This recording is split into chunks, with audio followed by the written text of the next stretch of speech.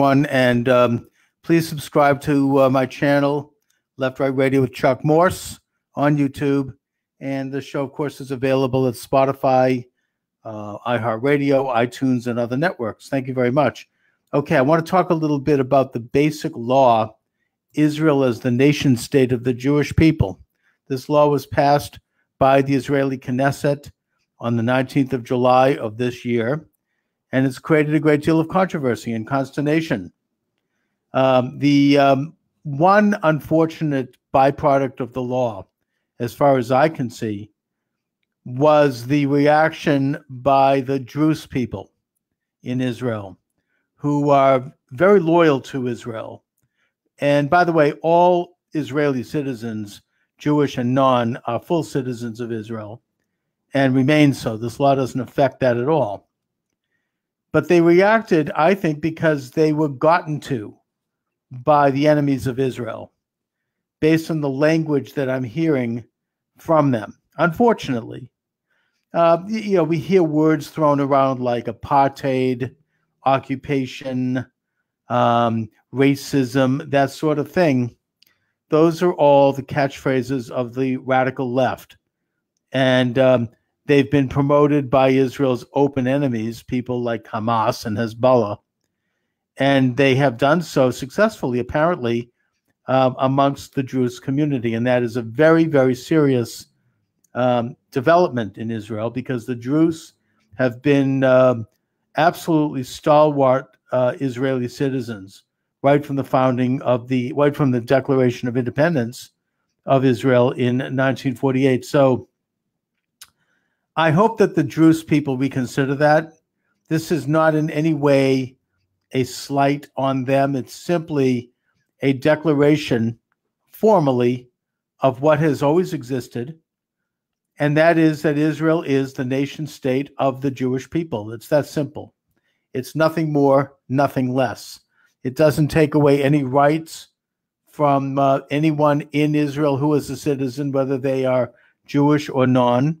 It doesn't declare Jewish citizens as somehow having more rights than non-Jewish citizens.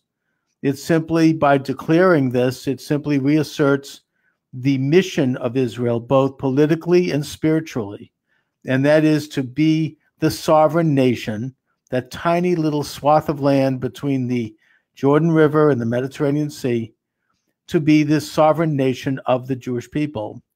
It's a reassertion of the right of the Jewish people to return to their homeland, which is that tiny country.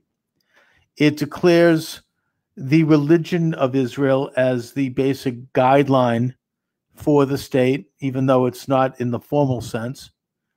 It declares the Hebrew language as the official language of Israel, and at the same time it gives Arabic a special status.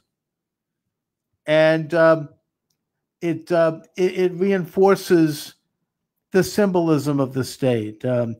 It calls for an ingathering of the exile. The doors are open to Jewish immigration and the ingathering of the exiles. It ensures the safety of the members of the Jewish people in trouble or in captivity due to their Jewishness or their citizenship. And that's, of course, something that has and has happened all over the world.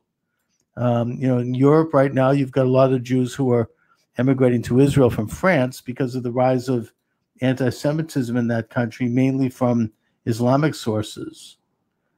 It acts to preserve the cultural, historical, and religious heritage of the Jewish people among the Jews of the diaspora, many of whom object to this law for some reason. It recognizes the right of the Jewish people to settle in their home as a national value, and it acts to encourage and promote its establishment and consolidation of such settlements. In other words, it is a declaration that Israel will continue to strengthen its Jewish character, its Jewish identity, its Jewish population, something that has always been a part of Zionism, something that is I would argue, a just cause. It makes the Hebrew calendar the official calendar of the country. It codifies Israeli national days, and it declares Sabbath and the Jewish holidays as established days of rest in the state, which is very much in accord with the Torah, which is the overriding law that Israel looks to for guidance. It ensures the right of non-Jews to maintain days of rest on their Sabbaths and festivals, and further details to be determined by applicable law. In other words, it's simply a formal and official recognition of that which has always been there. And I think that it's coming at a very good time. It didn't just happen out of the blue. This has been discussed in the Israeli Knesset for the past 10 years. In this day and age, with Israel under siege from serious existential enemies threatening their existence, like Hamas, which today fired 34 missiles into Israel from Gaza, and Hezbollah, which has an estimated 50,000 missiles in Lebanon and Syria facing Israel. I think that it is simply an appropriate and right time for Israel to declare its identity. It is as significant as the United States declaring its support for Israel by relocating its embassy to Jerusalem. These are all steps by which Israel is asserting itself for its own sake and in its region. And they are appropriate for Israel both politically and spiritually. So, as I say, the only downside I see to it is the misunderstanding by the Druze people, who I think were gotten to by the enemies of Israel on the left.